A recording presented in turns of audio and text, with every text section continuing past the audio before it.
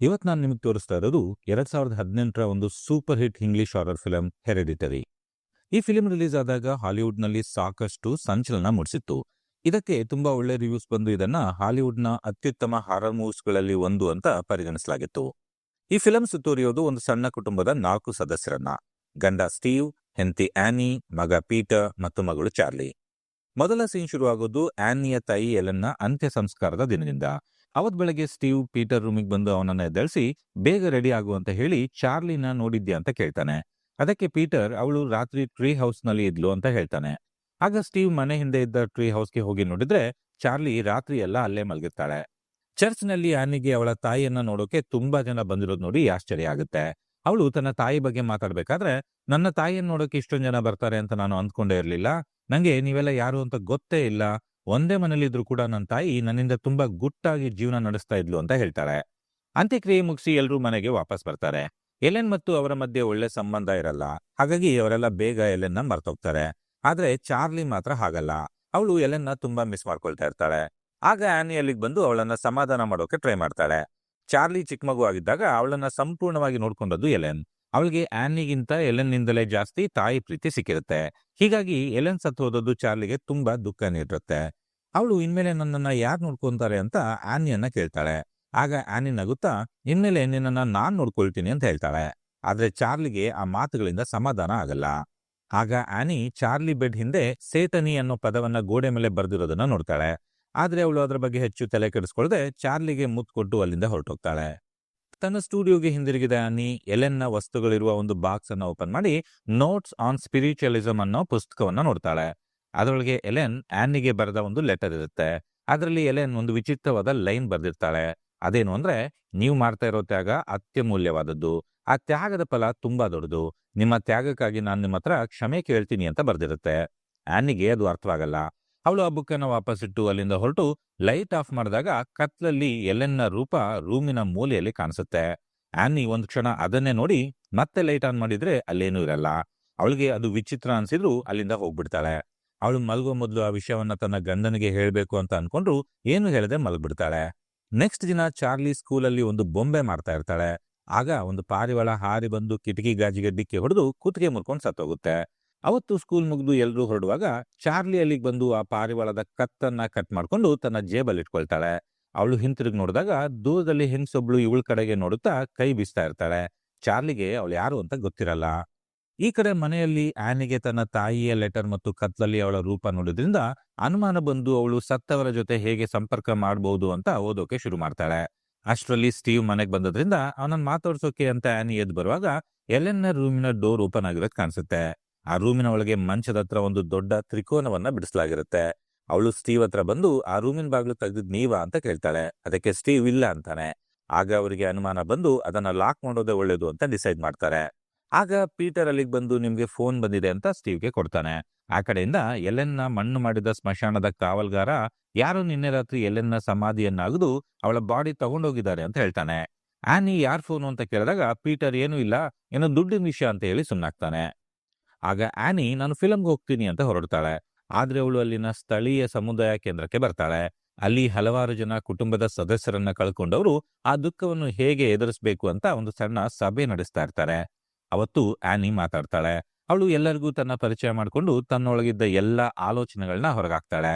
ಅವಳು ಹೇಳ್ತಾಳೆ, ನನ್ನ ಕುಟುಂಬದ ಪ್ರತಿಯೊಬ್ಬರು ಮಾನಸಿಕವಾಗಿ ಅಸ್ವಸ್ಥರಾಗಿದ್ರು. ನನ್ನ ತಮ್ಮ ಆತ್ಮಹತ್ಯೆ ಮಾಡ್ಕೊಂಡ. ಅವನ್ ಸಾಯೋವಾಗ ಎಲೆನ್ ಅವನ ಮೈಯಲ್ಲಿ ಯಾರನ್ನ ತುಂಬೋಕೆ ಟ್ರೈ ಮಾಡ್ತಾ ಇದ್ಲು ಅಂತ ಹೇಳ್ತಾ ಇದ್ದ. ನನ್ ಮಗ ಹುಟ್ಟಿದಾಗ ನಾನು ಎಲೆನ್ನ ಅವನ ಹತ್ರ ಬರೋದಕ್ಕೂ ಬಿಡ್ತಾ ಇರ್ಲಿಲ್ಲ. ಆದ್ರೆ ಚಾರ್ಲಿ ಹುಟ್ಟಿದ್ಮೇಲೆ ಎಲೆನ್ ನಮ್ಮ ಮನೆಯಲ್ಲೇ ವಾಸವಾಗಿರೋಕೆ ಅಂತ ಬಂದ್ಬಿಟ್ಲು. ಅವಳು ಚಾರ್ಲಿ ಹತ್ರ ತುಂಬಾ ಆತ್ಮೀಯವಾದ ಬಾಂಧವ್ಯವನ್ನ ಹೊಂದಿದ್ಲು. ಅವಳು ನನ್ನ ಮಗಳನ್ನ ಅವಳ ಮಗಳಂತೇನೆ ನೋಡ್ಕೊಳ್ತಾ ಇದ್ಲು. ಅದನ್ನ ನೋಡಿ ನಂಗೆ ತುಂಬಾ ಕಿರಿಕಿರಿ ಆಗ್ತಾ ಇತ್ತು ಅಂತ ಹೇಳ್ತಾಳೆ. ಈ ಕಡೆ ಪೀಟರ್ ರೂಮಲ್ಲಿದ್ದಾಗ ಅವನ ಫ್ರೆಂಡ್ ಅವನನ್ನ ನಾಳೆ ನಮ್ಮ ಮನೇಲಿ ಪಾರ್ಟಿ ಇದೆ, ನೀನ್ ಬರ್ಲೇಬೇಕು ಅಂತ ಮೆಸೇಜ್ ಕಳಿಸ್ತಾನೆ. ಅದಕ್ಕೆ ಅವನು ಹೋಗೋಣ ಅನ್ಕೊಂತಾನೆ. ಆಗ ಅವನ ರೂಮಿನ ಕಿಟಕಿಯ ಹೊರಗೆ ಯಾರೋ ಅವನನ್ನ ಗಮನಿಸ್ತಾ ಇರೋದು ಅವನಿಗೆ ಗೊತ್ತಾಗಲ್ಲ. ನೆಕ್ಸ್ಟ್ ದಿನ ಚಾರ್ಲಿ ಅವಳ ರೂಮಲ್ಲಿ ಆಟ ಆಡ್ತಾ ಇದ್ದಾಗ ಅವಳ ರೂಮಲ್ಲಿ ಒಂದು ನೀಲಿ ಬಣ್ಣದ ಬೆಳಕು ಹರಿದು ಬಂದು ಕಿಟಕಿಯ ಮೂಲಕ ಹೊರಗೋಗುತ್ತೆ. ಚಾರ್ಲಿ ಅದನ್ನ ಫಾಲೋ ಮಾಡ್ಕೊಂಡು ಹೋಗ್ತಾಳೆ. ಅವಳು ಆ ಬೆಳಕು ಹೋದ ದಿಕ್ಕಿನಲ್ಲಿ ಹೋಗ್ತಾ ಇರುವಾಗ ಅವಳಿಗೆ ಯಾರದ್ದೋ ಹೆಜ್ಜೆ ಗುರುತುಗಳು ಕಾಣಿಸ್ತವೆ. ಅವುಗಳನ್ನ ಫಾಲೋ ಮಾಡ್ಕೊಂಡು ಹೋದಾಗ ಚಾರ್ಲಿಗೆ ದೂರದಲ್ಲಿ ಬೆಂಕಿಯ ಸರ್ಕಲ್ ಮಧ್ಯೆ ಅವಳ ಅಜ್ಜಿ ಎಲೆನ್ ಕುತ್ಕೊಂಡಿರೋದು ಕಾಣಿಸುತ್ತೆ. ಈ ಕಡೆ ಪೀಟರ್ ಫ್ರೆಂಡ್ ಮನೆಯ ಪಾರ್ಟಿಗೆ ಹೋಗೋಕೆ ಅಂತ ಆನಿ ಹತ್ರ ಬಂದು ನಿಮ್ ಕಾರ್ ಕೊಡಿ ಅಂತ ಕೇಳ್ತಾನೆ. ಅದಕ್ಕೆ ಅವಳು ಆಯ್ತು ಕೊಡ್ತೀನಿ, ಆದ್ರೆ ನೀನು ಚಾರ್ಲಿಯನ್ನು ಕೂಡ ಕರ್ಕೊಂಡೋದ್ರೆ ಮಾತ್ರ ಕೊಡ್ತೀನಿ ಅಂತ ಹೇಳ್ತಾಳೆ. ಕಾರ್ಗೋಸ್ಕರ ಆಯ್ತು ಅಂತ ಅಂದು ಚಾರ್ಲಿ ರೂಮ್ಗೆ ಅವಳಿಗೆ ಹೇಳೋಕ್ ಹೋಗ್ತಾನೆ. ಆದ್ರೆ ಚಾರ್ಲಿ ಅಲ್ಲಿರಲ್ಲ. ಇತ್ತ ಚಾರ್ಲಿ ಆ ಹೆಜ್ಜೆ ಗುರುತುಗಳನ್ನ ಫಾಲೋ ಮಾಡ್ಕೊಂಡು ಮನೆಯಿಂದ ತುಂಬಾ ದೂರ ಬಂದ್ಬಿಟ್ಟಿದ್ದಾಳೆ. ಅವಳಿಗೆ ಮುಂದೆ ಬೆಂಕಿಯ ಸರ್ಕಲ್ ಮಧ್ಯೆ ಎಲೆನ್ ಕೂತ್ಕೊಂಡಿರೋದು ಕಾಣಿಸ್ತಾ ಇದೆ. ಇನ್ನೇನ್ ಅವಳು ಎಲೆನ್ನನ್ನು ಮಾತಾಡಿಸ್ಬೇಕು ಅನ್ನೋ ಅಷ್ಟರಲ್ಲಿ ಹಿಂದಿನಿಂದ ಆನಿ ಬಂದ್ಬಿಡ್ತಾಳೆ. ಅವಳು ಚಾರ್ಲಿಗೆ ಬೈದು ಅವಳನ್ನ ಮನೆಗೆ ವಾಪಸ್ ಕರ್ಕೊಂಡು ಹೋಗ್ತಾಳೆ. ಆನಿಗೆ ಅಲ್ಲಿ ಎಲೆನ್ ಬೆಂಕಿ ಮಧ್ಯೆ ಕೂತ್ಕೊಂಡಿರೋದು ಕಾಣಿಸೋದೇ ಇಲ್ಲ. ಮನೆಗ್ ಬಂದ್ಮೇಲೆ ಆನಿ ಚಾರ್ಲಿಗೆ ಪೀಟರ್ ಜೊತೆ ಪಾರ್ಟಿಗೆ ಹೋಗು ಅಂತ ಹೇಳ್ತಾಳೆ. ಸಂಜೆ ಪೀಟರ್ ಮತ್ತು ಚಾರ್ಲಿ ಪಾರ್ಟಿಗೆ ಹೊರಡ್ತಾರೆ. ಅವ್ರು ಹೋಗ್ತಾ ಇದ್ದ ರೋಡ್ನಲ್ಲಿ ಒಂದು ಕರೆಂಟ್ ಕಂಬದ ಮೇಲೆ ಎಲೆನ್ನ ಕುತ್ತಿಗೆಯಲ್ಲಿದ್ದ ಪೆಂಡೆಂಟ್ ಗುರುತನ್ನ ಕೆತ್ತಲಾಗಿರುತ್ತೆ. ಪಾರ್ಟಿಗೆ ಬಂದಾದ್ಮೇಲೆ ಪೀಟರ್ ಚಾರ್ಲಿಯನ್ನು ನೀನ್ ಎಲ್ಲಾ ಕಡೆ ಓಡಾಡ್ಕೊಂಡಿರು ಅಂತ ಹೇಳಿ ಅವನ ಕ್ಲಾಸ್ಮೇಟ್ ಒಬ್ಳ ಹತ್ರ ಮಾತಾಡೋಕ್ ಹೋಗ್ತಾನೆ. ಅದೇ ಅವ್ನ್ ಮಾಡೋದ್ ದೊಡ್ಡ ತಪ್ಪು. ಚಾರ್ಲಿ ಪಾರ್ಟಿಯಲ್ಲಿ ತಯಾರಿಸಿದ್ದ ಕೇಕ್ ಅನ್ನ ತಿನ್ಬಿಡ್ತಾಳೆ. ಆ ಕೇಕಿಗೆ ಆಕ್ರೋಟ್ ಹಾಕಿರ್ತಾರೆ. ಆದ್ರೆ ಚಾರ್ಲಿಗೆ ಆಕ್ರೋಟ್ ಇರುವ ಯಾವುದೇ ಪದಾರ್ಥ ತಿಂದ್ರೆ ತುಂಬಾ ಅಲರ್ಜಿ ಆಗ್ತಾ ಇರುತ್ತೆ. ಸ್ವಲ್ಪ ಹೊತ್ತಲ್ಲೇ ಚಾರ್ಲಿಗೆ ಅಲರ್ಜಿ ಶುರುವಾಗಿ ಅವಳಿಗೆ ಉಸಿರಾಡೋದಕ್ಕೂ ಕಷ್ಟ ಆಗೋಕೆ ಶುರುವಾಗುತ್ತೆ. ಅವಳು ಪೀಟರ್ನನ್ನ ಹುಡುಕೊಂಡು ಬಂದು ಅವನ ಹತ್ರ ನಂಗೆ ಉಸಿರಾಡೋಕೆ ಕಷ್ಟ ಆಗ್ತಿದೆ ಅಂತ ಹೇಳ್ತಾಳೆ. ಆಗ್ಲೇ ಪೀಟರ್ಗೆ ಗೊತ್ತಾಗೋದು ಇವಳು ಆಕ್ರೋಟ್ ತಿನ್ಬಿಟ್ಟಿದ್ದಾಳೆ ಅಂತ. ಅವನು ಅವಳನ್ನ ಎತ್ಕೊಂಡು ಕಾರಿಗೆ ಓಡ್ಬಂದು ತಕ್ಷಣವೇ ಹಾಸ್ಪಿಟಲ್ ಕಡೆಗೆ ಕಾರ್ ತಿರುಗಿಸ್ತಾನೆ. ಅವರು ಬಂದ ದಾರಿಯಲ್ಲೇ ವಾಪಸ್ ಬರ್ತಾ ಇರ್ಬೇಕಾದ್ರೆ ಚಾರ್ಲಿಗೆ ರಿಯಾಕ್ಷನ್ ಜಾಸ್ತಿಯಾಗಿ ಉಸಿರು ಕಟ್ಟೋದಕ್ಕೆ ಶುರುವಾಗುತ್ತೆ. ಆಗ ಪೀಟರ್ ಇನ್ನೂ ಫಾಸ್ಟ್ ಆಗಿ ಹೋಗೋಕ್ ಶುರು ಮಾಡ್ತಾನೆ. ಆಗ ಚಾರ್ಲಿ ಗಾಳಿ ಬೇಕು ಅಂತ ಕಾರ್ನ ಕಿಟಕಿ ತೆಗೆದು ತಲೆಯನ್ನ ಹೊರಗೆ ಹಾಕಿ ಉಸಿರಾಡೋಕೆ ಟ್ರೈ ಮಾಡ್ತಾಳೆ. ಅದೇ ಸಮಯಕ್ಕೆ ರಸ್ತೆ ಮೇಲೆ ಒಂದು ಜಿಂಕೆಯ ಶವ ಕಂಡು ಪೀಟರ್ ಕಾರನ್ನ ಫಾಸ್ಟ್ ಆಗಿ ಸೈಡ್ಗೆ ತಿರುಗಿಸ್ಬಿಡ್ತಾನೆ. ಆಗ ನಾವು ಮೊದಲೇ ನೋಡಿದ ಕರೆಂಟ್ ಕಂಬಕ್ಕೆ ಕಾರು ತುಂಬಾ ಹತ್ರ ಬಂದು ಚಾರ್ಲಿ ತಲೆ ಆ ಕಂಬಕ್ಕೆ ಜೋರಾಗಿ ಹೊಡೆಯುತ್ತೆ. ಪೀಟರ್ ತಕ್ಷಣವೇ ಕಾರ್ ನಿಲ್ಲಿಸ್ತಾನೆ. ಅವನಿಗೆ ಏನ್ ನಡೀತು ಅಂತ ಗೊತ್ತಾಗಿರುತ್ತೆ. ಆದ್ರೆ ಅವನಿಗೆ ಹಿಂತಿರುಗಿ ನೋಡೋಷ್ಟು ಧೈರ್ಯ ಬರೋದಿಲ್ಲ. ಅವನು ಅಲ್ಲೇ ಸ್ವಲ್ಪ ಹೊತ್ತು ಕೂತ್ಕೊಂಡು ಸುಮ್ನೆ ಶೂನ್ಯದ ಕಡೆಗೆ ನೋಡ್ತಾ ಇರ್ತಾನೆ. ಆಮೇಲೆ ನಿಧಾನಕ್ಕೆ ಮನೆಗೆ ಹೊರಟ್ಬಿಡ್ತಾನೆ. ಮನೆಗೆ ಬಂದಾದ್ಮೇಲೆ ಅವನು ರೂಮಿಗೆ ಬಂದು ಹಾಸಿಗೆ ಮೇಲೆ ಮಲಗ್ತಾನೆ. ಅವತ್ ರಾತ್ರಿ ಪೂರ್ತಿ ಅವನು ನಿದ್ರೆನೆ ಮಾಡಲ್ಲ. ಬೆಳಗ್ಗೆ ಅವನಿಗೆ ಮನೆಯ ಸಾಮಾನ್ಯ ಶಬ್ದಗಳು ಕೇಳಿಸ್ತಾ ಇರ್ತವೆ. ಇದ್ದಕ್ಕಿದ್ದಂತೆ ಆನಿ ಏನು ತುಂಬಾ ಕೆಟ್ಟದನ್ನು ನೋಡದಂತೆ ಕಿರಿಚಾಡೋಕೆ ಶುರು ಮಾಡ್ತಾಳೆ. ಅಂದ್ರೆ ಅವಳು ಕಾರ್ನಲ್ಲಿದ್ದ ಚಾರ್ಲಿ ಶವವನ್ನ ನೋಡಿದಾಳೆ ಅಂತಾಯ್ತು. ಚಾರ್ಲಿ ತಲೆ ರೋಡಲ್ಲಿ ಬಿದ್ದಿರುತ್ತೆ. ಅದಕ್ಕೆ ಇರುವೆಗಳು ಮುತ್ಕೊಂಡು ತಿನ್ನೋಕೆ ಶುರು ಮಾಡಿರ್ತಾರೆ. ಕೊನೆಗೆ ಎಲ್ಲರೂ ಸೇರಿ ಚಾರ್ಲಿಯನ್ನ ಮಣ್ ಮಾಡಿ ಬರ್ತಾರೆ. ಆದ್ರೆ ಆ ಘಟನೆಯಿಂದ ಆನಿ ಮತ್ತೆ ಪೀಟರ್ ನಡುವೆ ಇನ್ನಷ್ಟು ಅಂತರ ಹೆಚ್ಚಾಗ್ಬಿಡುತ್ತೆ. ಅಂತ್ಯಕ್ರಿಯೆ ನಂತರ ಸ್ಟೀವ್ ಆನಿಯನ್ನ ನೋಡೋಕೆ ರೂಮಿಗೆ ಬಂದಾಗ ಅವಳಲ್ಲಿರೋದಿಲ್ಲ. ಆಗ ಅವನಿಗೆ ರೂಮಿನ ಗೋಡೆ ಮೇಲೆ ಜಾಜಾಸ್ ಅಂತ ಬರ್ದಿರೋ ಪದ ಕಾಣಿಸುತ್ತೆ. ಈ ಕಡೆ ಆನಿ ತನ್ನ ಮಗಳ ಫೇವ್ರೆಟ್ ಜಾಗ ಟ್ರೀ ಹೌಸ್ ನಲ್ಲೇ ರಾತ್ರಿ ಎಲ್ಲ ಮಲಗ್ತಾಳೆ. ಅವಳಿಗೆ ಚಾರ್ಲಿ ಸತ್ತದ್ದು ತುಂಬಾ ನೋವು ಕೊಟ್ಟಿರುತ್ತೆ. ನೆಕ್ಸ್ಟ್ ದಿನ ಪೀಟರ್ ಸ್ಕೂಲ್ ನಲ್ಲಿ ಇದ್ದಾಗ ಅವನಿಗೆ ಕಾರಿನ ಹಿಂದಿನ ಮಿರರ್ ಅಲ್ಲಿ ಚಾರ್ಲಿ ಕೂತ್ಕೊಂಡಿರೋ ಹಾಗೆ ಕಾಣಿಸುತ್ತೆ. ಸ್ಕೂಲ್ ಆದ್ಮೇಲೆ ಅವನು ಫ್ರೆಂಡ್ಸ್ ಜೊತೆ ಇದ್ದಾಗ ಚಾರ್ಲಿಯನ್ನು ನೆನೆಸ್ಕೊಂಡು ತುಂಬಾ ಅಳ್ತಾನೆ. ಅವತ್ತು ಪೀಟರ್ ಮನೆಗೆ ತುಂಬಾ ಲೇಟ್ ಆಗಿ ಹೋಗ್ತಾನೆ. ಅವನು ಮನೆಗೆ ಬಂದಾಗ ಅಲ್ಲಿವರೆಗೂ ಕಾರ್ನಲ್ಲೇ ಕೂತಿದ್ದ ಆನಿ ಯಾರಿಗೂ ಗೊತ್ತಾಗದ ಹಾಗೆ ಮತ್ತೊಮ್ಮೆ ಸ್ಥಳೀಯ ಸಮುದಾಯ ಕೇಂದ್ರಕ್ಕೆ ಬರ್ತಾಳೆ. ಆದ್ರೆ ಯಾಕೋ ಅವಳಿಗೆ ಅದರ ಒಳಗೆ ಹೋಗಕ್ಕೆ ಮನ್ಸಾಗಲ್ಲ. ಅವಳು ತುಂಬಾ ಹೊತ್ತು ಕಾರಲ್ಲೇ ಕೂತ್ಕೊಂಡು ಇನ್ನೇನ್ ವಾಪಸ್ ಹೊರಡುವಾಗ ಜೋಹಾನ್ ಅನ್ನೋ ಹೆಂಗಸು ಅಲ್ಲಿಗೆ ಬಂದು ಅವಳನ್ನ ಮಾತಾಡಿಸ್ತಾಳೆ. ಜೋಹಾನ್ ಕೂಡ ಕೆಲವೇ ದಿನಗಳ ಹಿಂದೆ ತನ್ನ ಮಗ ಮತ್ತು ಮೊಮ್ಮಗನನ್ನ ಕಳ್ಕೊಂಡಿರ್ತಾಳೆ. ಅವಳು ಆನಿಗೆ ಧೈರ್ಯ ತುಂಬಿ ನಿನಗೆ ಮಾತಾಡ್ಬೇಕು ಅನ್ಸಿದಾಗ ನನ್ನ ಮನೆಗ್ ಬಾ ಅಂತ ಹೇಳಿ ಅವಳ ಫೋನ್ ನಂಬರ್ ಕೊಟ್ಟೋಗ್ತಾಳೆ. ಆನಿ ಮನೆಗೆ ವಾಪಸ್ ಬಂದಾಗ ಸ್ಟೀವ್ ಅವಳಿಗಾಗಿ ವೇಟ್ ಮಾಡ್ತಾ ಇರ್ತಾನೆ. ಅವನಿಗೆ ಆನಿ ತುಂಬಾ ನೋವಲ್ಲಿದ್ದಾಳೆ ಅಂತ ಗೊತ್ತಾಗಿರುತ್ತೆ. ಅವನು ಅವಳನ್ನ ಸಮಾಧಾನ ಪಡಿಸೋಕೆ ಟ್ರೈ ಮಾಡ್ತಾನೆ. ಆದ್ರೆ ಆನಿಗೆ ಅದರಿಂದ ಇನ್ನೂ ಇರಿಟೇಟ್ ಆಗುತ್ತೆ. ಅವಳು ಅವತ್ತು ಕೂಡ ಟ್ರೀ ಹೌಸ್ ಅಲ್ಲೇ ಮಲ್ಗೋಕೆ ಡಿಸೈಡ್ ಮಾಡ್ತಾಳೆ. ಇಲ್ಲಿ ಪೀಟರ್ ರೂಮಲ್ಲಿ ಮಲಗಿದ್ದಾಗ ಇದ್ದಕ್ಕಿದಂತೆ ಕ್ಲಿಕ್ ಅನ್ನೋ ಶಬ್ದ ಕೇಳಿಸುತ್ತೆ. ಆ ಶಬ್ದವನ್ನ ಯಾವಾಗ್ಲೂ ಚಾರ್ಲಿ ಮಾಡ್ತಾ ಇರ್ತಾಳೆ. ಅದನ್ ಕೇಳಿ ಅವನು ತುಂಬಾ ಭಯ ಪಡ್ತಾನೆ. ಆಗ ಅವನಿಗೆ ಮೂಲೆಯೊಂದರಲ್ಲಿ ಚಾರ್ಲಿಯ ತಲೆ ಇಲ್ಲದ ದೇಹ ಕಂಡ ಹಾಗೆ ಅನ್ಸುತ್ತೆ. ಅವನು ಭಯದಿಂದ ಎದ್ದು ನೋಡಿದ್ರೆ ಅದು ಚೇರ್ ಮೇಲೆ ಹಾಕಿದ್ದ ಬಟ್ಟೆಗಳ ರಾಶಿ ಆಗಿರುತ್ತೆ. ಆನಿ ತನ್ನ ಮಿನಿಯೇಚರ್ ಮಾದರಿಗಳನ್ನ ಮಾಡ್ತಾ ಇದ್ದಾಗ ಇದ್ದಕ್ಕಿದ್ದಂತೆ ನೀಲಿ ಬಣ್ಣದ ಪೇಂಟಿನ ಬಾಟ್ಲಿ ತನ್ನಿಂತಾನೆ ಬಿದ್ದು ಪೇಂಟ್ ಎಲ್ಲ ಚೆಲ್ಬಿಡುತ್ತೆ. ಅವಳು ಅದನ್ನ ಕ್ಲೀನ್ ಮಾಡ್ತಾ ಇದ್ದಾಗ ಅವಳಿಗೆ ಜೋಹಾನ್ ನೀಡಿದ ಫೋನ್ ನಂಬರ್ನ ಕಾರ್ಡ್ ಸಿಗುತ್ತೆ. ಅವಳು ಸ್ವಲ್ಪ ಹೊತ್ತು ಯೋಚನೆ ಮಾಡಿ ಅವಳನ್ನ ಮೀಟ್ ಮಾಡೋಣ ಅಂತ ಡಿಸೈಡ್ ಮಾಡ್ತಾಳೆ. ಆನಿ ಜೋಹಾನ್ ಮನೆಗೆ ಬಂದಾಗ ಅವಳ ಬಾಗಿಲ ಮುಂದಿದ್ದ ಕಾರ್ಪೆಟ್ ಅವಳ ಅಮ್ಮ ಎಲೆನ್ ಮಾಡ್ತಾ ಇದ್ದ ಕಾರ್ಪೆಟ್ ತರಾನೇ ಇರೋದು ಗಮನಿಸ್ತಾಳೆ. ಒಳಗ್ ಬಂದಾಗ ಆನಿ ಜೋಹಾನ್ ಹತ್ರ ಚಾರ್ಲಿ ಶವವನ್ನ ನೋಡಿದಾಗ ಆದ ಅನುಭವಗಳನ್ನ ಹೇಳ್ಕೊಳ್ತಾಳೆ. ಅದರಿಂದ ಅವಳಿಗೆ ಎಷ್ಟು ನೋವಾಯ್ತು ಅನ್ನೋದನ್ನ ಹೇಳ್ಕೊಳ್ತಾಳೆ. ಆಗ ಅವಳು ಟೀ ಕುಡಿಯುವಾಗ ಅದರಲ್ಲಿ ಅವಳಿಗೆ ಯಾವುದೋ ಒಂದು ಸಣ್ಣ ಎಲೆ ಸಿಗುತ್ತೆ. ಆದ್ರೆ ಅವಳು ಅದ್ರ ಬಗ್ಗೆ ಜಾಸ್ತಿ ಗಮನ ಕೊಡಲ್ಲ. ಅವತ್ ರಾತ್ರಿ ಎಲ್ರು ಊಟಕ್ಕೆ ಕೂತ್ಕೊಂಡಿದ್ದಾಗ ಯಾರು ಮಾತಾಡೋದಿಲ್ಲ. ಒಬ್ರನ್ನೊಬ್ರು ನೋಡ್ಕೊಂಡು ಕೂತ್ಕೊಂಡಿರ್ತಾರೆ. ಅವತ್ತು ಸ್ಟೀವ್ ಅಡಿಗೆ ಮಾಡಿರ್ತಾನೆ. ಅದಕ್ಕೆ ಪೀಟರ್ ಸ್ಟೀವ್ಗೆ ಥ್ಯಾಂಕ್ಸ್ ಹೇಳ್ತಾನೆ. ಆದ್ರೆ ಅದು ಆನಿಗೆ ಪೀಟರ್ ನನ್ನನ್ನ ಅವಮಾನ ಮಾಡ್ತಾ ಇದ್ದಾನೆ ಅಂತ ಅನ್ಸುತ್ತೆ. ಅವಳು ಕೋಪದಲ್ಲಿ ಕಿರ್ಚಾಡ್ತಾ, ನಾನು ನಿನ್ನನ್ನು ಎಷ್ಟೇ ಚೆನ್ನಾಗಿ ಸಾಕಿದ್ರು ಕೂಡ ನೀನು ಒಂದ್ಸಾರಿನೂ ನನ್ನನ್ನ ನಿನ್ ತಾಯಿ ಅಂತ ಪ್ರೀತಿ ಮಾಡ್ತೀಯ ಅಂತ ನಂಗೆ ಅನ್ನಿಸ್ಲೇ ಇಲ್ಲ. ಅಷ್ಟೇ ಸಾಲದು ಅಂತ ನಿನ್ನಿಂದ ಈಗ ಚಾರ್ಲಿ ಕೂಡ ಸತ್ತೋದ್ಲು. ಆದ್ರೆ ನೀನು ಒಂದೇ ಒಂದು ಸಾರಿ ಕೂಡ ಕೇಳಲಿಲ್ಲ. ನೀನ್ ತಪ್ಪಾಯ್ತು ಅಂತ ಒಪ್ಕೊಳ್ಳೋವರೆಗೂ ನಾನು ನಿನ್ನನ್ನ ಕ್ಷಮಿಸಲ್ಲ ಅಂತ ಕೂಗಾಡ್ತಾಳೆ. ಅದಕ್ಕೆ ಪ್ರತಿಯಾಗಿ ಪೀಟರ್, ಅವತ್ತು ಚಾರ್ಲಿಗೆ ಪಾರ್ಟಿಗೆ ಬರೋಕೆ ಇಷ್ಟನೇ ಇರ್ಲಿಲ್ಲ. ನೀನೇ ಅವಳನ್ನ ಬಲವಂತದಿಂದ ಕಳಿಸ್ದೆ. ಹಾಗಾಗಿ ಅವಳು ಸತ್ತಿದ್ರಲ್ಲಿ ನಿಂದು ಕೂಡ ತಪ್ಪಿದೆ ಅಂತ ವಾದ ಮಾಡ್ತಾನೆ. ಅದನ್ ಕೇಳಿ ಆನಿ ಕೋಪದಲ್ಲಿ ಗುರಾಯಿಸುತ್ತಾ ಅಲ್ಲಿಂದ ಎದ್ದು ಹೋಗ್ತಾಳೆ. ಇದನ್ನೆಲ್ಲ ನೋಡ್ತಾ ಇದ್ದ ಸ್ಟೀವ್ಗೆ ಏನ್ ಮಾಡ್ಬೇಕು ಅಂತಾನೆ ಗೊತ್ತಾಗುದಿಲ್ಲ. ನೆಕ್ಸ್ಟ್ ದಿನ ಆನಿ ಸೂಪರ್ ಮಾರ್ಕೆಟ್ ನಿಂದ ಹೊರಗೆ ಬರುವಾಗ ಅವಳಿಗೆ ಜೋಆನ್ ಸಿಗ್ತಾಳೆ. ಆನಿಯನ್ನ ನೋಡಿ ಜೋಆನ್ ತುಂಬಾ ಖುಷಿ ಪಟ್ಕೊಂಡು, ನಾನೇನೋ ಕಂಡಿಡ್ದಿದ್ದೀನಿ, ಅದ್ರಿಂದ ನಾನು ನನ್ ಸತ್ತೋಗಿರುವ ಮೊಮ್ಮಗ ಲೂಯಿ ಜೊತೆ ಮಾತಾಡ್ದೆ ಅಂತ ಹೇಳ್ತಾಳೆ. ಆನಿ ಅದನ್ನ ನಂಬಲ್ಲ. ಅದಕ್ಕೆ ಜೋಆನ್ ಅವಳನ್ನ ತನ್ನ ಅಪಾರ್ಟ್ಮೆಂಟ್ಗೆ ಕರ್ಕೊಂಡು ಹೋಗ್ತಾಳೆ. ಇಬ್ರು ಕತ್ಲೆ ರೂಮಲ್ಲಿ ಕುತ್ಕೊಂಡು ಒಂದು ಮುಂಬತ್ತಿ ಹಚ್ಚಿ ವಾಮಾಚಾರದ ವಿಧಿ ಶುರು ಮಾಡ್ತಾರೆ. ಆದ್ರೆ ಆನಿಗೆ ಅದು ವಾಮಾಚಾರ ಅಂತ ಗೊತ್ತಾಗಲ್ಲ. ಅವರಿಬ್ರು ಒಂದು ಗ್ಲಾಸ್ ಲೋಟದ ಮೇಲೆ ಕೈ ಇಡ್ತಾರೆ. ಆಗ ಜಾನ್ ಲೂಯಿ ಆತ್ಮದ ಜೊತೆಗೆ ಮಾತಾಡೋಕೆ ಶುರು ಮಾಡ್ತಾಳೆ. ಲೂಯಿ ಆ ರೂಮಲ್ಲಿದ್ರೆ ಲೋಟವನ್ನ ಸರಿಸು ಅಂತ ಹೇಳ್ತಾಳೆ. ಇದ್ದಕ್ಕಿದ್ದಂತೆ ಲೋಟ ಆ ಕಡೆ ಈ ಕಡೆ ಸರಿಯೋಕೆ ಶುರು ಮಾಡುತ್ತೆ. ಅದನ್ ಕಂಡು ಆನಿ ಹೆದರ್ಕೊಳ್ತಾಳೆ. ಆಗ ಜೋನ್ ಲೂಯಿ ಆತ್ಮಕ್ಕೆ ಹಲವಾರು ಪ್ರಶ್ನೆಗಳನ್ನ ಕೇಳ್ತಾಳೆ. ಅದಕ್ಕೆ ಆ ಆತ್ಮ ಲೋಟವನ್ನು ಸರಿಸೋ ಮೂಲಕ ಉತ್ತರ ನೀಡುತ್ತೆ. ಇದ್ದಕ್ಕಿದ್ದಂತೆ ಆ ಆತ್ಮ ಆನಿಯ ಕೂದಲನ್ನ ಮುಟ್ಬಿಡುತ್ತೆ. ಆನಿ ನಿಜವಾಗ್ಲೂ ತುಂಬಾ ಭಯ ಪಡ್ತಾಳೆ. ಆಗ ಜೋನ್ ಒಂದು ಸ್ಲೇಟ್ ತಗೊಂಡ್ ಬಂದು ಲೂಯಿ ಆತ್ಮಕ್ಕೆ ಅದರಲ್ಲಿ ಏನಾದ್ರೂ ಬರಿ ಅಂತ ಹೇಳ್ತಾಳೆ. ಆಗ ಆತ್ಮ ಚಾಕ್ ಪೀಸ್ ನಿಂದ ಸ್ಲೇಟ್ ಮೇಲೆ ಬರೆಯೋದಕ್ಕೆ ಶುರು ಮಾಡುತ್ತೆ. ಅದನ್ನ ನೋಡಿ ಆನಿಗೆ ತುಂಬಾ ಭಯವಾಗಿ ಅವಳು ಪ್ಲೀಸ್ ಇದನ್ನ ಇಲ್ಲಿಗೆ ನಿಲ್ಸು ಅಂತ ಕಿರಿಚೋಡಕ್ ಶುರು ಮಾಡ್ತಾಳೆ. ಆಗ ಜೋನ್ ಇದರಲ್ಲಿ ಭಯ ಪಡೋದೇನು ಇಲ್ಲ, ಇದನ್ನ ನೀನು ಸಹ ಚಾರ್ಲಿ ಜೊತೆ ಮಾತಾಡೋಕೆ ಮಾಡ್ಬೋದು ಅಂತ ಹೇಳಿ ಅವಳಿಗೆ ಒಂದು ಲೆಟರ್ ಕೊಡ್ತಾಳೆ. ಅದರಲ್ಲಿ ಏನೇನೋ ಮಂತ್ರಗಳನ್ನ ಬರ್ದಿರುತ್ತೆ. ಅದರ ಅರ್ಥ ಏನು ಅಂತ ಆನಿಗೆ ಗೊತ್ತಾಗಲ್ಲ. ಚಾರ್ಲಿಗೆ ಇಷ್ಟ ಆಗಿರೋ ಯಾವ್ದಾದ್ರು ಒಂದು ವಸ್ತುವನ್ನ ತಗೊಂಡು ಆ ಮಂತ್ರಗಳನ್ನ ಓದ್ಬಿಡು, ಅದನ್ನ ಓದುವಾಗ ಮನೆಯಲ್ಲಿ ಎಲ್ಲರೂ ಜೊತೆಗೆ ಇರ್ಬೇಕು ಅಂತ ಜಾನ್ ಕಳಿಸ್ತಾಳೆ. ಆನಿ ಅದನ್ನ ತಗೊಂಡು ಭಯದಿಂದ ಅಲ್ಲಿಂದ ಹೋಗ್ಬಿಡ್ತಾಳೆ. ಅವತ್ ರಾತ್ರಿ ಆನಿಗೆ ನಿದ್ರೆನೆ ಬರಲ್ಲ. ಅವಳು ಹಾಸಿಗೆ ಮೇಲೆ ಒದ್ದಾಡ್ತಾ ಇರ್ಬೇಕಾದ್ರೆ ಇದ್ದಕ್ಕಿದ್ದಂತೆ ಅವಳಿಗೆ ಹಾಸಿಗೆ ಪಕ್ಕ ದೊಡ್ಡ ಇರುವೆಗಳು ಕಾಣಿಸ್ತವೆ. ಅವಳು ಇವೆಲ್ಲಿಂದ ಬಂದು ಅಂತ ಅವುಗಳ ಹಾದಿಯನ್ನ ಹಿಂಬಾಲಿಸ್ಕೊಂಡು ಹೋದಾಗ ಅವಳು ಪೀಟರ್ ರೂಮಿಗೆ ಬರ್ತಾಳೆ. ಆಗ ಅವಳಿಗೆ ಒಂದು ಭಯಾನಕ ದೃಶ್ಯ ಕಾಣಿಸುತ್ತೆ. ಪೀಟರ್ ಬೆಡ್ ಮೇಲೆ ಸತ್ ಹೋಗಿರ್ತಾನೆ. ಆ ಇರುವೆಗಳು ಅವನ ಮುಖವನ್ನೆಲ್ಲ ಮುತ್ಕೊಂಡ್ಬಿಟ್ಟಿರ್ತವೆ. ಅದನ್ನ ನೋಡಿ ಆನಿ ಇನ್ನೇನು ಕಿರಿಚ್ಕೊಳ್ಬೇಕು ಅನ್ನೋಷ್ಟರಲ್ಲಿ ಪೀಟರ್ ಎದ್ದು ಕೂತ್ಕೊಂಡು, ಅಮ್ಮ ಇಲ್ಲೇನ್ ಮಾಡ್ತಾ ಇದ್ದೀಯ ಅಂತ ಕೇಳ್ತಾನೆ. ಅಂದ್ರೆ ಆನಿ ನಿದ್ರೆಯಲ್ಲಿ ನಡೆದಾಡ್ತಾ ಇರ್ತಾಳೆ ಅಂತ ಅರ್ಥ. ಆಗ ಆನಿ ತನ್ನ ಹೃದಯದೊಳಗಿದ್ದ ಒಂದು ಭಯಾನಕ ಸತ್ಯವನ್ನ ಒಪ್ಕೊಂಡ್ಬಿಡ್ತಾಳೆ. ಅವಳು ಪೀಟರ್ಗೆ, ನಾನು ಯಾವತ್ತೂ ನಿನ್ನ ತಾಯಿ ಆಗ್ಬೇಕು ಅಂತ ಅನ್ಕೊಂಡೇ ಇರ್ಲಿಲ್ಲ. ನೀನ್ ಹುಟ್ಟುವಾಗ ನಾನು ಅಬಾರ್ಷನ್ ಮಾಡಿಸ್ಕೋಬೇಕು ಅಂತಿದ್ದೆ, ಆದ್ರೆ ಅದಾಗ್ಲಿಲ್ಲ. ಆದ್ರೆ ನಾನು ಅದನ್ನ ನಿನ್ನನ್ನು ಕಾಪಾಡ್ಬೇಕು ಅಂತ ಮಾಡಿದ್ದೆ ಅಂತ ಹೇಳ್ಬಿಡ್ತಾಳೆ. ಅದನ್ನ ಹೇಳಿದ್ಮೇಲೆ ಅವಳಿಗೆ ತಾನು ಎಂತ ಕೆಟ್ಟ ಮಾತು ಹೇಳ್ಬಿಟ್ಟೆ ಅಂತ ಗಾಬರಿ ಆಗುತ್ತೆ. ಅದನ್ನ ಕೇಳಿ ಪೀಟರ್, ನೀನ್ ಯಾಕೆ ಹಾಗೆ ಮಾಡ್ದೆ ಅಂತ ಅಳೋದಕ್ಕೆ ಶುರು ಮಾಡ್ತಾನೆ. ಆಗ ಇಡೀ ರೂಮಿಗೆ ಬೆಂಕಿ ಹತ್ಕೊಳ್ಳುತ್ತೆ. ಆನಿ ಭಯದಿಂದ ಕಿರಿಚ್ಕೊಂಡು ಎದ್ದು ನೋಡಿದ್ರೆ ಅದೆಲ್ಲ ಬರೀ ಕನ್ಸು. ಅವಳು ಇನ್ನು ತನ್ನ ಹಾಸಿಗೆಯಲ್ಲೇ ಮಲಗಿರ್ತಾಳೆ. ಸ್ವಲ್ಪ ಹೊತ್ತಾದ್ಮೇಲೆ ಆನಿ ಇದ್ದಕ್ಕಿದ್ದಂತೆ ಎದ್ದು ಬಾತ್ರೂಮಿಗೆ ಹೋಗಿ ಆ ವಾಮಾಚಾರದ ವಿಧಿಯನ್ನ ಶುರು ಮಾಡ್ತಾಳೆ.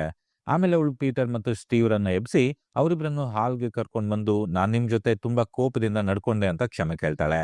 ಆನಿ ಹಾಗೆ ಮಾತಾಡೋದು ನೋಡಿ ಸ್ಟೀವ್ಗೆ ಅನುಮಾನ ಬರುತ್ತೆ. ಆಗ ಅವಳು, ನಂಗೆ ಯಾರೋ ಈ ವಿಧಾನದ ಬಗ್ಗೆ ಹೇಳಿದ್ರು, ಅದರ ಪ್ರಕಾರ ನಾವು ಚಾರ್ಲಿ ಜೊತೆ ಮತ್ತೆ ಮಾತಾಡ್ಬಹುದು ಅಂತ ಹೇಳ್ತಾಳೆ. ಸ್ಟೀವ್ ಮತ್ತು ಪೀಟರ್ ಎಷ್ಟೇ ಬೇಡ ಅಂದ್ರೂ ಅವಳು ಅವರನ್ನ ಅತ್ತು ಕರೆದು ಮಾಡಿ ಒಪ್ಪಿಸ್ಬಿಡ್ತಾಳೆ. ಆನಿ ಆಗ್ಲೇ ಬಾತ್ರೂಮ್ ನಲ್ಲಿ ಆ ಮಂತ್ರಗಳನ್ನ ಹೇಳಿಬಿಟ್ಟಿರ್ತಾಳೆ. ಈಗ ಅವಳು ಟೇಬಲ್ ಮೇಲೆ ಒಂದು ಗಾಜಿನ ಲೋಟವನ್ನಿಟ್ಟು, ಚಾರ್ಲಿಯ ಆತ್ಮ ಇಲ್ಲಿದ್ರೆ ಆ ಗ್ಲಾಸ್ ಮೂವ್ ಆಗ್ಲಿ ಅಂತ ಹೇಳ್ತಾಳೆ. ಆಗ ಇದ್ದಕ್ಕಿದ್ದಂತೆ ಆ ಲೋಟ ಮೂವ್ ಆಗೋದಕ್ಕೆ ಶುರು ಮಾಡುತ್ತೆ. ಅದನ್ನ ನೋಡಿ ಸ್ಟೀವ್ ಮತ್ತು ಪೀಟರ್ ಬೆಚ್ಚಿ ಬೀಳ್ತಾರೆ. ತಕ್ಷಣವೇ ಆನಿ ಚಾರ್ಲಿ ಯಾವಾಗ್ಲೂ ಉಪಯೋಗಿಸ್ತಾ ಇದ್ದ ನೋಟ್ಬುಕ್ ಅನ್ನ ತಗೊಂಡ್ ಬಂದು ಅದರಲ್ಲಿ ಏನಾದ್ರೂ ಬರಿ ಅಂತ ಹೇಳ್ತಾಳೆ. ಅವರೆಲ್ಲ ಆ ಕಡೆ ನೋಡ್ತಾ ಇದ್ದಾಗ ಆ ರೂಮ್ ನಲ್ಲಿದ್ದ ಬೀರುನ ಕನ್ನಡಿ ಇದ್ದಕ್ಕಿದ್ದಂತೆ ಒಡೆದೋಗುತ್ತೆ. ಮರುಕ್ಷಣವೇ ಆ ಕ್ಯಾಂಡಲ್ ಜೋರಾಗಿ ಉರಿದು ನಂದು ಹೋಗುತ್ತೆ. ತಕ್ಷಣವೇ ಮತ್ತೆ ತನ್ನಿಂತಾನೆ ಹತ್ಕೊಳ್ಳುತ್ತೆ. ಅದೇ ಸಮಯಕ್ಕೆ ಆನಿ ಮೈ ಮೇಲೆ ಅಜ್ಞಾತ ಶಕ್ತಿಯೊಂದು ಪ್ರವೇಶವಾದಂತೆ ಆನಿ ಚಾರ್ಲಿ ಧ್ವನಿಯಲ್ಲಿ ವಿಚಿತ್ರವಾಗಿ ಮಾತಾಡೋಕ್ ಶುರು ಮಾಡ್ತಾಳೆ. ಅವಳು ಏನೇನೋ ಮಾತಾಡೋದು ನೋಡಿ ಪೀಟರ್ಗೆ ಭಯವಾಗಿ ಅವನು, ಅಮ್ಮ ಏನ್ ಮಾಡ್ತಾ ಇದೀಯ ನಿಲ್ಸು ಅಂತ ಜೋರಾಗಿ ಅಳೋಕೆ ಶುರು ಮಾಡ್ತಾನೆ. ಆದ್ರೆ ಆನಿಗೆ ಎಚ್ಚರವೇ ಇರಲ್ಲ. ಆಗ ಸ್ಟೀವ್ ಅವಳ ಮುಖಕ್ಕೆ ಜೋರಾಗಿ ನೀರೆಸಿತಾನೆ. ತಕ್ಷಣವೇ ಆನಿ ಸರಿ ಹೋಗ್ತಾಳೆ. ಅವಳಿಗೆ ಏನಾಯ್ತು ಅನ್ನೋದು ಗೊತ್ತೇ ಇರಲ್ಲ.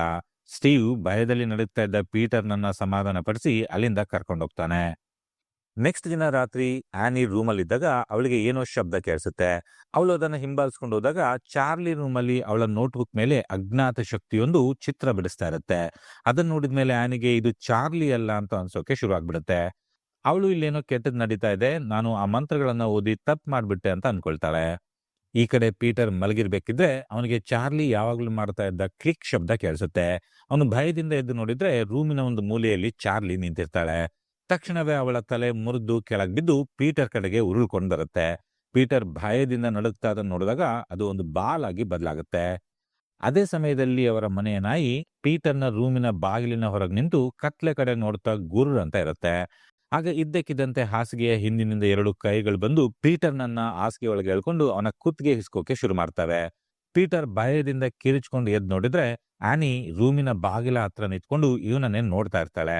ಆಗ ಅವನಿಗೆ ಆನಿ ಅವನನ್ನ ಮತ್ತೆ ಕೊಲೆ ಮಾಡೋಕೆ ಪ್ರಯತ್ನ ಪಡ್ತಾ ಇದ್ದಾಳೆ ಅಂತ ಅನ್ಸಿ ಅವಳಿಗೆ ಇಲ್ಲಿಂದ ಮೊದಲು ಹೊರಟೋಗು ಅಂತ ಕಿರಿಚಾಡ್ತಾನೆ. ಆಗ ಆನಿಗೆ ಜೋಆನ್ ಕೊಟ್ಟಿದ್ದ ಮಂತ್ರಗಳನ್ನು ಓದ್ದಾಗಿಂದ ಮನೆಯಲ್ಲಿ ವಿಚಿತ್ರ ಸಂಗತಿಗಳು ನಡೀತಾ ಇದ್ದಾವೆ ಅಂತ ಅನ್ಸುತ್ತೆ. ಅವಳು ಪೀಟರ್ ಹತ್ರ ಬಂದು ಅವನನ್ನ ಸಮಾಧಾನ ಮಾಡಿ, ಇದೆಲ್ಲ ನನ್ನಿಂದಾನೇ ಆಗಿದ್ದು, ನಾನೇ ಇದನ್ನು ಸರಿ ಮಾಡ್ತೀನಿ ಅಂತ ಹೇಳ್ತಾಳೆ. ಅವಳು ಎದ್ದು ಬಂದು ಚಾರ್ಲಿಯ ಆ ನೋಟ್ಬುಕ್ ಅನ್ನು ತಗೊಂಡು ಬೆಂಕಿಗೆ ಎಸ್ಬಿಡ್ತಾಳೆ. ತಕ್ಷಣವೇ ವಿಚಿತ್ರವಾಗಿ ಅವಳು ಹಾಕಿದ್ದ ಬಟ್ಟೆಯ ತೋಳಿಗೆ ಬೆಂಕಿ ಹತ್ಕೊಂಡ್ಬಿಡುತ್ತೆ. ಅವಳು ಅದನ್ನ ಆರಿಸೋಕೆ ಎಷ್ಟೇ ಪ್ರಯತ್ನ ಪಟ್ಟರೂ ಆಗೋದೇ ಇಲ್ಲ. ಕೊನೆಗೆ ಅವಳಿಗೆ ಏನೋ ಅನ್ಸಿ ಅವಳು ಆ ನೋಟ್ಬುಕ್ ಅನ್ನ ಬೆಂಕಿಯಿಂದ ಮತ್ತೆ ವಾಪಸ್ ತೆಗಿತಾಳೆ. ಆಗ ಇವಳ ತೋಳಿಗೆ ಹತ್ತಿದ ಬೆಂಕಿ ಕೂಡ ನಂದು ಹೋಗುತ್ತೆ. ಅವಳು ಮರುದಿನ ಬೆಳಗ್ಗೆ ಎದ್ದ ತಕ್ಷಣವೇ ಜೋಆನ್ ಅನ್ನ ಮೀಟ್ ಮಾಡಕ್ ಹೋಗ್ತಾಳೆ. ಆದ್ರೆ ಜೋಆನ್ ಮನೇಲಿರಲ್ಲ. ಇಲ್ಲಿ ಮನೆ ಒಳಗೆ ಟೇಬಲ್ ಮೇಲೆ ಯಾರೋ ವಾಮಾಚಾರ ಮಾಡಿದ ಗುರುತುಗಳು ಇರ್ತವೆ. ಅಲ್ಲಿ ಹಲವಾರು ಪ್ರಾಣಿಗಳ ಕತ್ತರಿಸಿದ ತಲೆಗಳ ಮಧ್ಯೆ ತ್ರಿಕೋನಾಕಾರದ ಒಳಗೆ ಪೀಟರ್ನ ಫೋಟೋ ಇರುತ್ತೆ. ಆಗ ಆನಿಗೆ ಜೋಆನ್ ಮನೆ ಮುಂದಿದ್ದ ಕಾರ್ಪೆಟ್ ನೋಡಿ ಏನೋ ನೆನಪು ಬಂದು ಅವಳು ಮನೆಗೆ ವಾಪಸ್ ಬರ್ತಾಳೆ. ಈ ನಡುವೆ ಪೀಟರ್ ಶಾಲೆ ಹೊರಗಡೆ ಕೂತ್ಕೊಂಡು ಮಧ್ಯಾಹ್ನದ ಊಟ ಮಾಡ್ತಾ ಇದ್ದಾಗ ರಸ್ತೆಯ ಆ ಕಡೆಯಿಂದ ಜೋಆನ್ ಇವನನ್ನೇ ನೋಡ್ತಾ ಇರೋದು ಗಮನಿಸ್ತಾನೆ.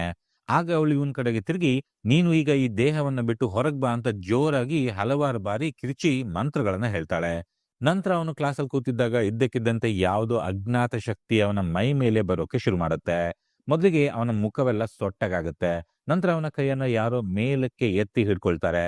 ಅವನಿಗೆ ಯಾರೋ ತನ್ನ ದೇಹದ ಒಳಗೋಗೋಕೆ ಪ್ರಯತ್ನ ಮಾಡ್ತಾ ಇರೋ ಹಾಗೆ ಅನ್ಸುತ್ತೆ. ಮರುಕ್ಷಣವೇ ಅವನು ಸರಿ ಹೋಗಿ ಜೋರಾಗಿ ನೋವಿನಿಂದ ಕಿರ್ಚಾಡುತ್ತಾ ಅಳೋದಕ್ಕೆ ಶುರು ಮಾಡ್ತಾನೆ. ಈ ಕಡೆ ಆನಿ ತನ್ನ ತಾಯಿಯ ವಸ್ತುಗಳನ್ನ ಚೆಕ್ ಮಾಡ್ತಾ ಇರುವಾಗ ಎಲೆನ್ ಇವರಿಗಾಗಿ ಮಾಡಿದ್ದ ಕಾರ್ಪೆಟ್ಗಳು ಸಿಗ್ತವೆ. ಅದರಲ್ಲಿ ಎಲೆನ್ ಚಾರ್ಲಿಗಾಗಿ ಮಾಡಿದ್ದ ಕಾರ್ಪೆಟ್ ಮೇಲೆ ಅವಳು ಹಾಕೊಂಡಿದ್ದ ಪೆಂಡೆಂಟ್ ನ ಗುರುತು ಕಾಣಿಸುತ್ತೆ. ಅದರ ಕೆಳಗೆ ಆನಿಗೆ ಒಂದು ವಿಚಿತ್ರವಾದ ಪುಸ್ತಕ ಸಿಗುತ್ತೆ. ಅದ್ರ ಮೇಲೆ ಕೂಡ ಅದೇ ತರದ ಗುರುತಿರುತ್ತೆ. ಅದು ತುಂಬಾ ವಾಮಾಚಾರಕ್ಕೆ ಸಂಬಂಧಪಟ್ಟ ಹಲವಾರು ಚಿತ್ರಗಳಿರ್ತವೆ. ಆಗ ಅವಳಿಗೆ ಇನ್ವೊಕೇಶನ್ಸ್ ಅನ್ನೋ ಮತ್ತೊಂದು ಪುಸ್ತಕ ಸಿಗುತ್ತೆ. ಆ ಪುಸ್ತಕದಲ್ಲಿ ಒಂದು ಪೇಜ್ ಅನ್ನ ಮಾರ್ಕ್ ಮಾಡಿರ್ತಾರೆ. ಆ ಪೇಜ್ ನಲ್ಲಿ ಕಿಂಗ್ ಪೇಮನ್ ಅಂತ ಕರೆಯಲ್ಪಡುವ ಪ್ರೇತಾತ್ಮದ ಬಗ್ಗೆ ಬರೆದಿರ್ತಾರೆ. ಕಿಂಗ್ ಪೇಮನ್ ಕುತಂತ್ರದ ದೇವರು. ಅವನನ್ನ ವಾಮಾಚಾರದ ಮೂಲಕ ಕರೆದಾಗ ಅವನು ಒಬ್ಬ ದುರ್ಬಲ ವ್ಯಕ್ತಿಯ ದೇಹವನ್ನ ಆಕ್ರಮಿಸ್ಕೊಳ್ತಾನೆ. ಅವನಿಗೆ ಹಾಗೆ ಮಾಡೋಕೆ ಒಂದು ಪುರುಷ ದೇಹವೇ ಬೇಕು. ಆದ್ರೆ ಅವನನ್ನ ಪೂಜಿಸುವವರಿಗೆ ಅವನು ಕಲ್ಪನೆಗೂ ಮೀರದಷ್ಟು ಐಶ್ವರ್ಯಗಳನ್ನ ನೀಡ್ತಾನೆ ಅಂತ ಬರೆದಿರ್ತಾರೆ. ಆನಿ ಅವಳ ತಾಯಿಯ ಫೋಟೋ ಆಲ್ಬಮ್ ನೋಡ್ತಾ ಇರುವಾಗ ಅಲ್ಲಿ ಅವಳಿಗೆ ಜೋಆನ್ ತನ್ನ ತಾಯಿಯ ಜೊತೆಗೆ ಹಲವಾರು ಫೋಟೋಗಳಲ್ಲಿ ಇರೋದು ಗೊತ್ತಾಗುತ್ತೆ. ಆದ್ರೆ ಜೋಆನ್ ನಂಗೆ ಎಲೆನ್ ಗೊತ್ತೇ ಇಲ್ಲ ಅಂತ ಹೇಳಿರ್ತಾಳೆ. ಆ ಆಲ್ಬಮ್ ನಲ್ಲಿ ಹಲವಾರು ವ್ಯಕ್ತಿಗಳಿರ್ತಾರೆ. ಅವರೆಲ್ಲ ಎಲೆನ್ ಸತ್ತ ದಿನದಿಂದ ಅಂತ್ಯಕ್ರಿಯೆಗೆ ಬಂದಿರ್ತಾರೆ. ಆಗ ಆನಿಗೆ ಒಂದು ಭಯಾನಕ ಸತ್ಯ ಗೊತ್ತಾಗುತ್ತೆ. ಅವರೆಲ್ಲ ವಾಮಾಚಾರಿಗಳ ಒಂದು ಗುಂಪು. ಆ ಗುಂಪಿಗೆ ಆನಿಯ ತಾಯಿ ಎಲೆನ್ ನಾಯಕಿಯಾಗಿರ್ತಾಳೆ. ಅವಳಿಗೆ ತಕ್ಷಣವೇ ಏನು ಅನ್ಸಿ ಅವಳು ಮನೆಯ ಅಟ್ಟದ ಹತ್ರ ಬಂದಾಗ ಅಲ್ಲಿ ದೊಡ್ಡ ನೊಣಗಳು ಹಾರಾಡ್ತಾ ಇರ್ತವೆ. ಸತ್ತಿರೋ ಶವಕ್ಕೆ ಮುತ್ಕೊಂಡ ಹಾಗೆ. ಅವಳು ಮೆಟ್ಲತ್ತು ಹೋಗಿ ನೋಡಿದ್ರೆ ಅಲ್ಲಿ ಒಂದು ಮೂಲೆಯಲ್ಲಿ ಎಲೆನ್ನ ಕೊಳಿತಾ ಇರುವ ಶವ ಬಿದ್ದಿರುತ್ತೆ. ಅದಕ್ಕೆ ತಲೆ ಇರಲ್ಲ. ಆ ಶವಕ್ಕೆ ಅವಳ ಪೆಂಡೆಂಟ್ ನ ಗುರುತಿರುವ ಬಟ್ಟೆ ಹಾಕಿರ್ತಾರೆ. ಅವಳ ಕಾಲುಗಳ ಮಧ್ಯೆ ಒಂದು ಮೇಣದ ಬತ್ತಿ ಉರಿತಾ ಇರುತ್ತೆ. ಹಾಗೆ ಮೇಲಿನ ಗೋಡೆಯ ಮೇಲೆ ಯಾರದ್ದೋ ರಕ್ತದಲ್ಲಿ ಅದೇ ಚಿಹ್ನೆಯನ್ನು ಕೂಡ ಬರೆದಿರ್ತಾರೆ. ಅದೇ ಸಮಯದಲ್ಲಿ ಸ್ಟೀವ್ ಸ್ಕೂಲ್ನಿಂದ ಪೀಟರ್ನನ್ನ ಕರ್ಕೊಂಡು ಮನೆಗೆ ವಾಪಸ್ ಬರ್ತಾನೆ. ಆಗ ಆನಿ ಓಡ್ ಬಂದು ಅವಳು ಮನೆಯಲ್ಲಿ ನೋಡಿದ್ದನ್ನೆಲ್ಲ ಸ್ಟೀವ್ಗೆ ಹೇಳ್ತಾಳೆ. ಅವಳ ಮಾತಿನ ಧಾಟಿ ಕಂಡು ಸ್ಟೀವ್ ಅವಳನ್ನ ನಂಬೋದಿಲ್ಲ. ಆಗ ಅವಳು ಅವನನ್ನ ನೀನೇ ನೋಡ್ಬಾ ಅಂತ ಕರ್ಕೊಂಡು ಹೋಗ್ತಾಳೆ. ಸ್ಟೀವ್ ಮೊದಲು ಪೀಟರ್ನನ್ನ ರೂಮ್ ನಲ್ಲಿ ಮಲಗಿಸಿ ವಾಪಸ್ಸು ಅಟ್ಟದ ಕಡೆಗೆ ಹೋದ್ರೆ ಅವನಿಗೂ ಕೂಡ ಹುಳಗಳು ಕಾಣಿಸ್ತವೆ. ಸ್ಟೀವ್ ಮೇಲ್ ಹೋಗಿ ನೋಡಿದ್ರೆ ಅಲ್ಲಿ ಎಲೆನ್ನ ಶವ ಕಾಣಿಸುತ್ತೆ. ಆಗ ಆನಿ ಅವಳು ನೋಡಿದ್ದ ಫೋಟೋ ಆಲ್ಬಮ್ ಅನ್ನ ತಗೊಂಡ್ ಬಂದು ಸ್ಟೀವ್ಗೆ ತೋರಿಸ್ತಾಳೆ. ಆದ್ರೆ ಅವನಿಗೆ ಅದ್ರ ಕಡೆಗೆ ನೋಡೋಕ್ ಕೂಡ ಇಷ್ಟ ಇರಲ್ಲ. ಅವನು ಆನಿಗೆ ಇನ್ನು ಯಾಕೆ ನೀನ್ ಪೊಲೀಸ್ಗೆ ಫೋನ್ ಮಾಡಿಲ್ಲ ಅಂತ ಬೈತಾನೆ. ನೀನೇ ಏನಾದ್ರೂ ಎಲೆನ್ನ ಶವವನ್ನ ತಗ್ಸಿ ಇಲ್ಲಿ ತಂದಿಟ್ಟಿದ್ಯಾ ಅಂತ ಕೇಳ್ತಾನೆ. ಅದಕ್ಕೆ ಆನಿ, ಇದೆಲ್ಲ ಆಗಿದ್ದು ನನ್ನಿಂದಾನೆ. ನಾನ್ ಗೊತ್ತಾಗದೆ ಯಾವ್ದೋ ದುಷ್ಟ ಶಕ್ತಿಯನ್ನ ನಮ್ಮ ಮನೆಗ್ ಬರೋ ಹಾಗೆ ಮಾಡ್ಬಿಟ್ಟಿದೀನಿ. ಆದ್ರೆ ನಂಗೀಗ ಅದನ್ನ ಹೇಗೆ ವಾಪಸ್ ಕಳಿಸ್ಬೇಕು ಅಂತ ಗೊತ್ತಾಗ್ತಾ ಇಲ್ಲ ಅಂತ ಹೇಳ್ತಾಳೆ. ಅವಳು ಚಾರ್ಲಿ ನೋಟ್ಬುಕ್ ತಗೊಂಡ್ ಬಂದು ಇದನ್ನ ನಾಶ ಮಾಡಿದ್ರೆ ಎಲ್ಲ ಸರಿ ಹೋಗುತ್ತೆ. ಆದ್ರೆ ಇದನ್ನ ನಾಶ ಮಾಡೋಕ್ ಹೋದ್ರೆ ನಾನ್ ಸತ್ತೋಗ್ತೀನಿ ಅಂತ ಭಯ ಆಗ್ತಾ ಇದೆ ಅಂತ ಹೇಳ್ತಾಳೆ. ಅವಳು ಸ್ಟೀವ್ಗೆ ನೀನು ಈ ನೋಟ್ಬುಕ್ ಅನ್ನ ಬೆಂಕಿಗೆ ಹಾಕು ಅಂತ ಕೇಳ್ಕೊಳ್ತಾಳೆ. ಸ್ಟೀವ್ಗೆ ಅವಳು ಮಾಡೋದನ್ನ ನೋಡಿ ಏನ್ ಮಾಡ್ಬೇಕು ಅಂತ ಗೊತ್ತಾಗದೆ ಆಯ್ತು ಅಂತ ನೋಟ್ಬುಕ್ ಅನ್ನ ತಗೊಂಡು ಬೆಂಕಿ ಹತ್ರ ಹೋಗ್ತಾನೆ. ಆದ್ರೆ ಅವನಿಗೆ ಆನಿ ಹೇಳ್ತಾ ಇರೋ ಮಾತಲ್ಲಿ ಸ್ವಲ್ಪವೂ ನಿಜ ಇದೆ ಅಂತ ಅನ್ಸೋದೇ ಇಲ್ಲ. ಆಗ ಆನಿ ಕೋಪದಿಂದ ಆ ನೋಟ್ಬುಕ್ ಅನ್ನ ಅವನ ಕೈಯಿಂದ ಕಿತ್ಕೊಂಡು ಬೆಂಕಿಗೆ ಹಾಕ್ಬಿಡ್ತಾಳೆ. ತಕ್ಷಣವೇ ಸ್ಟೀವ್ನ ಮೈಗೆ ಬೆಂಕಿ ಹತ್ಕೊಳ್ಳುತ್ತೆ. ಅದನ್ನ ನೋಡಿ ಆನಿಗೆ ತುಂಬಾ ಶಾಕ್ ಆಗ್ಬಿಡುತ್ತೆ. ಆದ್ರೆ ಅದೇ ಕ್ಷಣದಲ್ಲಿ ನೀಲಿ ಬಣ್ಣದ ಬೆಳಕು ಅವಳ ಮೇಲೆ ಹಾದೋಗುತ್ತೆ. ತಕ್ಷಣವೇ ಅವಳ ಮೈ ಮೇಲೆ ಯಾವುದೋ ಅಜ್ಞಾತ ಶಕ್ತಿ ಬಂದು ಅವಳು ಸುಣ್ಣಾಗ್ಬಿಡ್ತಾಳೆ. ಅವಳ ಮುಂದೆ ಸ್ಟೀವ್ ಬೆಂಕಿಯಲ್ಲಿ ಸುಟ್ಟು ಸತ್ತು ಹೋಗ್ತಾನೆ. ಅವತ್ ರಾತ್ರಿ ಮನೆ ಸುತ್ತಲೂ ಆ ವಾಮಾಚಾರದ ಗುಂಪಿನ ಸದಸ್ಯರು ಕಾಣಿಸ್ಕೊಳ್ತಾರೆ. ರಾತ್ರಿ ಪೀಟರ್ಗೆ ಎಚ್ಚರಿಕೆ ಆದಾಗ ಚಾರ್ಲಿಯ ಟ್ರೀ ಹೌಸ್ನಿಂದ ಕೆಂಪು ಬಣ್ಣದ ಬೆಳಕು ಕಾಣಿಸುತ್ತೆ. ಅವನು ಎದ್ದು ಕೂತ್ಕೊಂಡು ಅಮ್ಮನ್ನ ಕರೀತಾನೆ. ಏನೂ ಉತ್ತರ ಬರಲ್ಲ. ಆದ್ರೆ ಅವನಿಗೆ ಗೊತ್ತಿಲ್ಲದಂತೆ ಅವನ ಹಿಂದೆ ಗೋಡೆ ಮೇಲೆ ಆನಿ ಕೂತಿರ್ತಾಳೆ. ಪೀಟರ್ ಹಿಂತಿರುಗಿ ನೋಡೋ ಅಷ್ಟರಲ್ಲಿ ಅವಳು ಜೇಡ್ರು ಹುಳುತ್ತರ ಗೋಡೆ ಮೇಲೆ ನಡ್ಕೊಂಡು ಆ ರೂಮಿಂದ ಹೊರಗೋಗ್ಬಿಡ್ತಾಳೆ. ಪೀಟರ್ಗೆ ಕೆಳಗಡೆಯಿಂದ ಯಾರೋ ಜೋರಾಗಿ ಮಾತಾಡೋದು ಕೇಳಿಸುತ್ತೆ. ಅವನು ಕತ್ಲಲ್ಲಿ ನಡೀತಾ ನಿಧಾನಕ್ಕೆ ಕೆಳಗೆ ಬರ್ತಾನೆ. ಅವನ ಹಿಂದೆನೆ ನೆರಳೊಂದು ಅವನನ್ನೇ ಫಾಲೋ ಮಾಡ್ಕೊಂಡು ಬರುತ್ತೆ. ಆದ್ರೆ ಅವನಿಗೆ ಗೊತ್ತಾಗಲ್ಲ. ಅವನು ಹಾಲಿಗೆ ಬಂದಾಗ ಸ್ಟೀವ್ನ ಸುಟ್ಟು ಕರಕಲಾದ ದೇಹ ಅವನಿಗೆ ಕಾಣಿಸುತ್ತೆ. ಅದರ ತಲೆಯನ್ನು ಕೂಡ ಕತ್ತರಿಸಲಾಗಿರುತ್ತೆ. ಆನಿ ಗೋಡೆ ಮೇಲೆ ನಿಂತು ಪೀಟರ್ನನ್ನೇ ನೋಡ್ತಾ ಇರ್ತಾಳೆ. ಆಗ ಹಿಂದಿನಿಂದ ಒಂದು ಬಾಗ್ಲು ಓಪನ್ ಆಗುತ್ತೆ. ಅಲ್ಲಿ ಆ ವಾಮಾಚಾರದ ಗುಂಪಿನ ಸದಸ್ಯ ಇವನನ್ನೇ ನೋಡ್ತಾ ನಗ್ತಾ ನಿಂತಿರ್ತಾನೆ. ಪೀಟರ್ ಅವನನ್ನೇ ನೋಡ್ತಾ ಇರ್ಬೇಕಾದ್ರೆ ಇದ್ದಕ್ಕಿದ್ದಂತೆ ಕತ್ಲೆಯಿಂದ ಜೋರಾಗಿ ಕಿರ್ಚುತ್ತಾ ಆನಿ ಪೀಟರ್ ಮೇಲೆ ಅಟ್ಯಾಕ್ ಮಾಡ್ತಾಳೆ. ಪೀಟರ್ ಭಯದಿಂದ ಓಡೋಗಿ ಅಟ್ಟದ ಮೆಟ್ಲನ್ನ ಹತ್ತಿ ಅದನ್ನ ಕ್ಲೋಸ್ ಮಾಡ್ಬಿಡ್ತಾನೆ. ಆಗ ಆನಿ ಆ ಅಟ್ಟದ ಬಾಗ್ಲನ್ನ ಜೋರಾಗಿ ಬಡಿತಾ ಇರ್ತಾಳೆ. ಹೊರಗಡೆಯಿಂದ ನೋಡಿದಾಗ ಆನಿ ತಲೆ ಕೆಳಗಾಗಿ ನೇತಾಡ್ತಾ ಸುತ್ತಿಗೆಯಂತೆ ತನ್ನ ತಲೆಯನ್ನೇ ಅಟ್ಟದ ಬಾಗಿಲಿಗೆ ಬಡಿತಾ ಇರ್ತಾಳೆ. ಇದ್ದಕ್ಕಿದ್ದಂತೆ ಎಲ್ಲವೂ ಶಾಂತವಾಗುತ್ತೆ. ಪೀಟರ್ ಅಟ್ಟದ ಸುತ್ತಲೂ ನೋಡುವಾಗ ಅವನಿಗೆ ಮೊದಲು ಎಲೆನ್ನ ಶವ ಇದ್ದ ಜಾಗದಲ್ಲಿ ಅವನದ್ದೇ ಒಂದು ಫೋಟೋ ಕಾಣಿಸುತ್ತೆ. ಆ ಫೋಟೋದಲ್ಲಿ ಅವನ ಕಣ್ಣುಗಳನ್ನ ಕಿತ್ತು ಹಾಕಿರ್ತಾರೆ. ಪೀಟರ್ಗೆ ನಾನೇನಾದ್ರೂ ಕನಸು ಕಾಣ್ತಾ ಇದ್ದೀನಿ ಅಂತ ಗೊತ್ತಾಗದೆ ಕೆನ್ನೆಗೆ ಹೊಡ್ಕೊಳ್ತಾನೆ. ಆಗ ಅವನ ಮೇಲ್ನಿಂದ ಏನನ್ನೋ ಕಟ್ ಮಾಡ್ತಾ ಇರೋ ಶಬ್ದ ಕೇಳಿ ಅವನು ನಿಧಾನಕ್ಕೆ ಮೇಲ್ ನೋಡ್ತಾನೆ. ಅಲ್ಲಿ ಆನಿ ಒಂದು ವೈರ್ನಿಂದ ತನ್ನ ಕುತ್ತಿಗೆಯನ್ನ ತಾನೇ ಕಟ್ ಮಾಡ್ಕೊಳ್ತಾ ಇರ್ತಾಳೆ. ಆಗ ಆ ವಾಮಾಚಾರದ ಗುಂಪಿನ ಮೂವರು ಅದೇ ಅಟ್ಟದಲ್ಲಿ ಪೀಟರ್ನ ನೋಡಿ ನಗ್ತಾರೆ. ಇದ್ದಕ್ಕಿದ್ದಂತೆ ಆನಿ ಜೋರಾಗಿ ತನ್ನ ಕುತ್ತಿಗೆಯನ್ನ ಕಟ್ ಮಾಡ್ಕೊಳ್ಳೋಕೆ ಶುರು ಮಾಡ್ತಾಳೆ. ಅದನ್ ಕಂಡು ಅವನಿಗೆ ಭಯ ತಡ್ಕೊಳಕ್ಕಾಗದೆ ಅವನು ಕಿಟಕಿಯಿಂದ ಕೆಳಕ್ಕೆ ಜಂಪ್ ಮಾಡ್ಬಿಡ್ತಾನೆ. ಅವನು ಬಿದ್ದ ರಭಸಕ್ಕೆ ಇನ್ನೇನು ಸತ್ತೇ ಹೋಗ್ತಾನೆ ಅನ್ನೋ ಅಷ್ಟರಲ್ಲಿ ಮತ್ತೆ ಅದೇ ನೀಲಿ ಬಣ್ಣದ ಬೆಳಕು ಬಂದು ಅವನ ಶರೀರದ ಒಳಗೆ ಹೋಗ್ಬಿಡುತ್ತೆ. ಅವನಿಗೆ ಎಚ್ಚರಿಕೆ ಆದಾಗ ಆನಿಯ ತಲೆ ಇಲ್ಲದ ದೇಹ ಗಾಳಿಯಲ್ಲಿ ತೇಲ್ಕೊಂಡು ಚಾರ್ಲಿಯ ಟ್ರೀ ಹೌಸ್ನ ಒಳಗೆ ಹೋಗುತ್ತೆ.